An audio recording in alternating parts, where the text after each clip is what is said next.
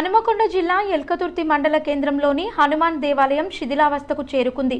ఎప్పుడు కుంగిపోతుందో తెలియని పరిస్థితి.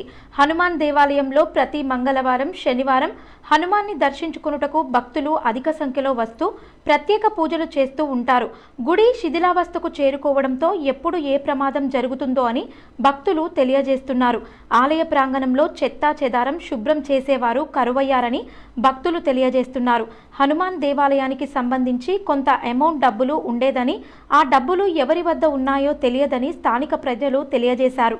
ఇకనైనా ఆలయ కమిటీ సభ్యులు మేల్కొని హనుమాన్ దేవాలయాన్ని పునర్నిర్మించేలా చర్యలు చేపట్టాలని స్థానిక ప్రజలు, హనుమాన్ భక్తులు కోరుచున్నారు.